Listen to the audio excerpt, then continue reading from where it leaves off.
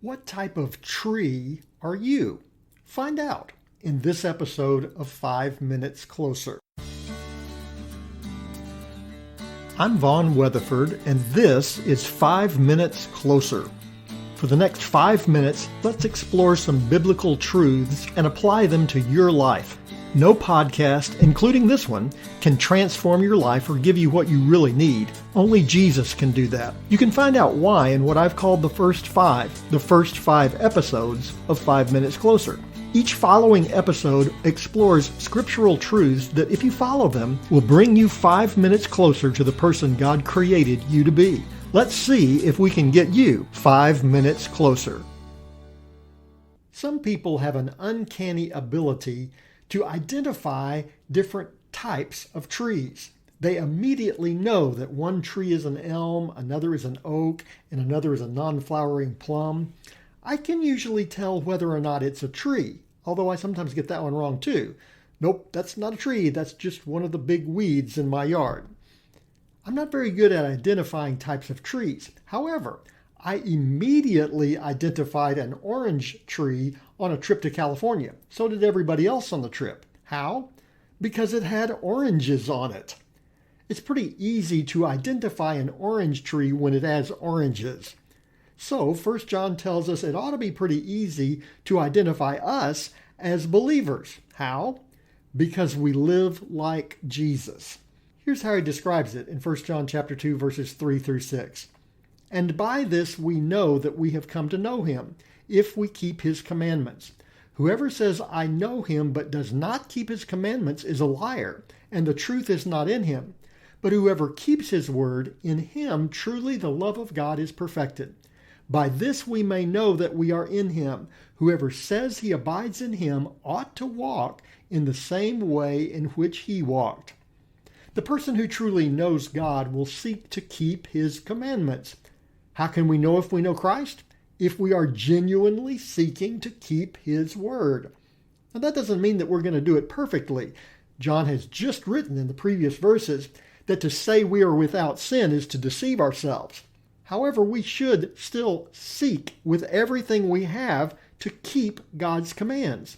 The word that John uses for keep, it's a word that means to keep on keeping, to make a habit of keeping. And we'll do that if we love God. It's a little bit like eating. I love food, but it would be unthinkable to say that I love food and then never eat. No one would believe me. No one would do that. In fact, I wouldn't do that. I'd die without food. Now, occasionally I do miss a meal, and now and again I may eat the wrong food and have an upset stomach. But that doesn't mean I stop eating.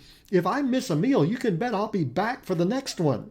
And that's the idea here in 1 John. As believers, this side of heaven, we're going to sin. We're still imperfect beings. But just because we faltered doesn't mean we stop serving God. In fact, the opposite should be true. When we sin, we run to God, confess that sin, and experience his forgiveness and cleansing. That gives us even more inspiration to keep on serving him. If we know God, we will keep on keeping his commandments. And as we keep God's commands, a wonderful thing happens to us. We grow closer to him. We will gain knowledge of God through our experience. We're saved by the grace of God, and through that grace, we can grow closer to him every day. How? By following his command. And how do we follow his command? By living like Jesus. Here's what John says in verse 6. Whoever says he abides in him ought to walk in the same way in which he walked. The more we practice a Christ-like life, the closer we're going to grow to him. As you practice something, you're going to learn more about it. Practicing the piano will make you more accustomed to the instrument. The more you practice, the easier it will be to play. And the more you play, the more intricate the pieces of music that you'll be able to perform. But everybody has to start somewhere. Even Bach and Mozart played chopsticks sometimes. Well, maybe not chopsticks, but they didn't start with a fugue in D minor. To be able to play with that kind of precision took practice. We will not become some kind of super Christian through our efforts. We are dependent solely and completely on the Holy Spirit to allow us to serve Christ. We can't do it on our own. But neither will we grow in the Lord if we do not obey his command. As we obey him, a wonderful thing begins to happen. The more we follow him, the closer we grow to him. And now, you're 5 minutes closer.